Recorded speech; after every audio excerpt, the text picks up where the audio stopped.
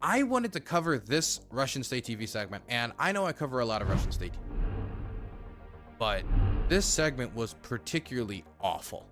Now, we're not going to watch the whole thing. I've clipped out an area we're going to watch. There's more stuff here. If you want to watch the full thing, it's on the Russian Media Monitor YouTube channel. It was translated by Julia Davis, who I want to give credit to, who does reporting for outlets like others. And in this segment we're about to watch, we're going to see the top name Russian state TV, Stolenyev, argue that the Ukrainians living in Kiev are part of the Nazi, like, Banderite elite. Even if they're not doing anything, by living there, they are complicit. Therefore, they are bedbugs, and that they must be eradicated so that Ukraine can, quote unquote, be cleansed. He then goes on to justify the leveling of cities like Kiev, which they say are Russian cities and liberated, but he's very excited to destroy them. He says that that has to be done because it's God's will. Now, I'd like to see that contract, mighty. Okay, I'd like to see where he sent out that pager, sent out that message, because I don't remember that in the Bible. Maybe it was in the About the Author section. I just don't remember. But let's watch the section I snipped out of it. If you want to go watch the full thing because you think anything I'm showing here is out of context, you're more than free to. There's more stuff that I didn't include that's also kind of demented. Like I know that there's a segment in here after this clip is done where one of the co-hosts starts talking about, you know, civilians in Ukraine, and they start talking about, like, oh, they need water and stuff like this. And Solenev was like, why should I care if Ukrainians get to drink clean water? Really, no, just not the a godly side of Solenev. But let's watch. Basically, these dirtbags will not calm down until a garrison of Russian soldiers makes porridge to the freed citizens of Berlin, Paris, and Lisbon. Basically, he's advocating for the conquering of Germany, Portugal, and a bunch of countries that Russia has no hopes of conquering, certainly not in the near future. If I am to be bold, I do not think that the Russians are going to march from Ukraine all the way into Lisbon. We are being forced to push them further away and to create a bigger zone. Something tells me that Kiev Dam is barely hanging on. I'm very worried about it. I have questions about the Kiev Dam, the bridges, and the cargo shipping on the Danube. I feel that Bankova Street is close to sinking underground. I just feel the way it's freezing. It's going to hell, where it belongs. Is there any other way to explain to people that nothing will end with impunity? I'm not the one to ask. As you recall, since 2014, I was in favor of very harsh methods. Since February 24th, 2022, I'm a proponent of extremely harsh measures. I believe that we will rebuild everything anew. First, we will level it, put up our flag, and then rebuild everything. I have no doubt that Americans will take everything in Ukraine under their control. But at this point, Britain's influence... By the way, every time I hear the Russians talk about us taking over Ukraine, which, I mean, if anybody remembers how the Euromaidan movement went and how the American government wanted the Euromaidan protest act and how they actually ended up acting, see that they're certainly not just controlled by the United States. But it's weird to me every time I listen to them, oh my God, America just wants to control Ukraine as they're invading Ukraine. You want to control Ukraine. You're invading Ukraine. You're invading them. So is it like a critique of dibs? Like, we called Ukraine first? Is that the critique? But at this point, Britain's leadership on the political leadership of the country is a lot bigger than American influence. I would say that Britain is a more stalwart ally of Ukraine, and the Ukrainians think that, and the British seem to think that. A bipartisan issue across the divide of Kiev almost certain to happen at this point, as the Conservatives are flopping around under Rishi Sunak's leadership, but they're also flopping around. Last person. If it goes over to Labour, it will still mean support Britain. Great Britain was also the first to provide Western tanks. Great Britain was also the first to provide long-range weapons like the Storm Shadow. Great Britain did a lot of firsts, and that is a big thing that Great Britain has provided in support. And while they have given money, financially, the United States blows them out of the water for the amount that we contribute to them. So I guess it depends on what you focus on, what is being a good and is not being a good ally, and what is most useful. No, they won't take it. They won't give Ukraine. Screw them. They aren't getting Ukraine. Let them collect the remnants of their mutts into their anchorage. They'll negotiate with us about none other than Ukraine. There's no reason to negotiate with us. We'll take it all. Let them negotiate with us about Lisbon. And with me, about Lake Como. So just a complete rejection of negotiating with Ukrainians. Just how about we negotiate over the freedom of the rest of Europe? Why Russia should dominate that. Now, of course, like, this is Solovyev. This is not Vladimir Putin. But this is the tempo of conversation that the Russian government wants the Russian public to have. This is state TV. And when I say this is state TV, that doesn't mean like, oh, it's NPR, where the government gives it a little bit of money, but it has complete editorial independence. When the Wagner coup was going on, state TV had no clue. Some of them were playing music, some of them were playing reruns, some of them were just commercials and then coming back and saying, back to commercial. And the reason why is that instead of covering the events factually, they were waiting for a directive from the Kremlin on how to cover the events. Because they didn't want to like freak out too much. They thought maybe that would anger the government because it could cause more instability. They certainly didn't want to come out and voice support and possibly be made enemies of the government. They couldn't go out and report it truthfully, because they reported it truthfully, then it would show that maybe Putin's idea to give a bunch of criminals guns and then make under a bigger criminal in Prigozhin was maybe not the smartest idea. Anyway, continuing. I agree with your idea of not handing over Ukraine to anyone, especially not all of it. As a Russian citizen, of course you don't want that. But you are contradicting yourself. Why bomb Kiev if we don't want to give Ukraine to anyone? Because all the Nazi dirtbags have to be eradicated. Do you understand why? It has to be cleansed. Have you ever tried getting rid of bed bugs?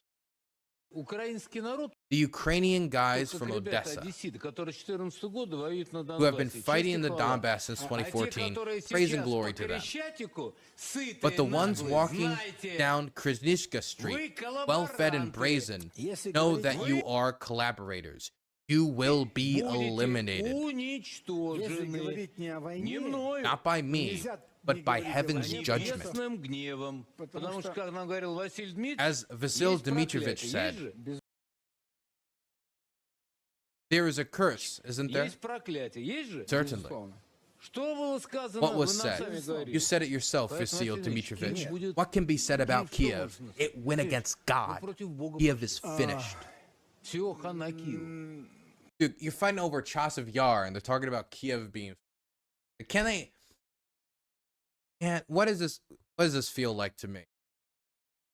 What does this feel like to me? You know what this feels like? It feels like you just got through the first Elden Ring boss, and you're like, okay, I can deal with the last one easy. What do you mean? Like, Kiev is finished when you're fighting over Chasiv Yar? Kiev is a city of like 3.5 million. Chasiv Yar is a city of 20,000. It's not, I'm not saying it's impossible that under the worst circumstances, Kiev could not be threatened. I'm sure I could write up some doomsday scenario where there's max exodus, no support from the West, ammunition dry up, no interest in it. I'm sure I could dream up some scenario, but under current conditions, this is just dreamland. Okay, so this is the main thing I wanted to focus on, what we just saw. Now let's go back and let's go through a few.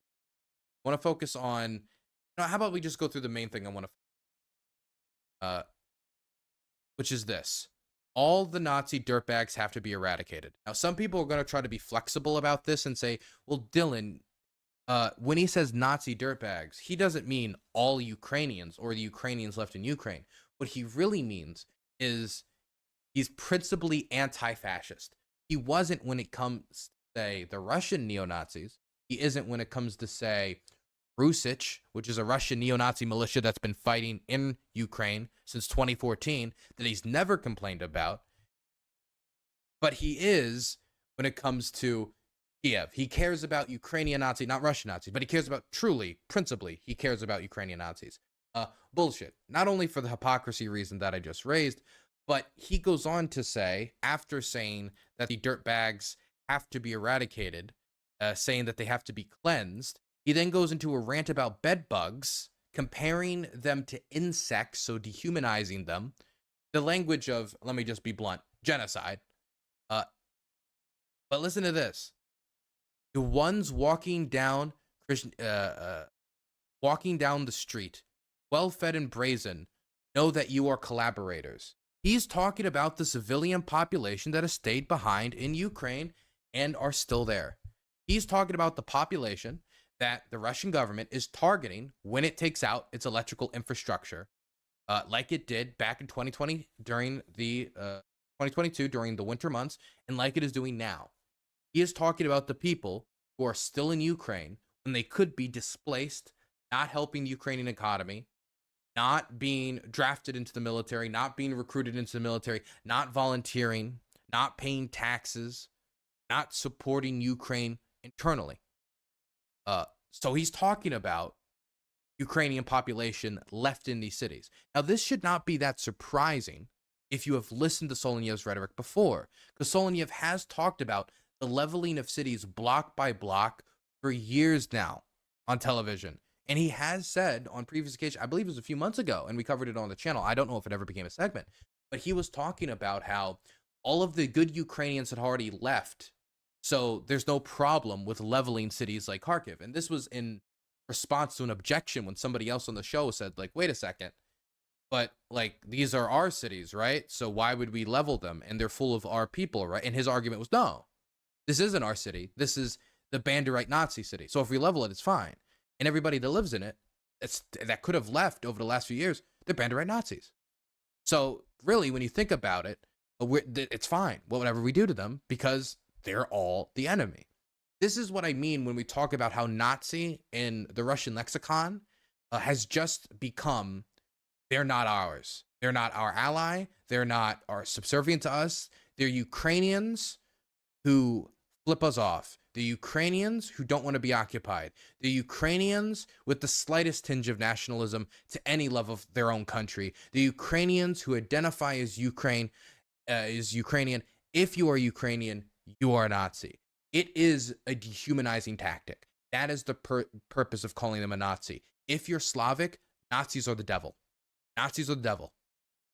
The Nazi occupation of Ukraine and of Belarus killed so many people. The Dervanger Brigade, what they did in Belarus in cutting down like 25% of their population after years of purges and deaths and starvation. And of course, we can talk about this in Ukraine as well, but Belarus got the worst of it of any country. In this part of the world, the Nazis are the devil. And so if you're fighting the Nazis, if you're fighting literally the devil, well, if you're fighting the devil, what isn't off limits? If you're fighting the Nazis, then all of a sudden, Russia can pretend that this is a struggle for them for national survival, because of course the Nazis want to destroy the Russians. And so by calling them Nazis, you are dehumanizing them. The purpose is to make them less than, so therefore the actions taken against them are justified. That's the purpose of the language. It's dehumanizing language.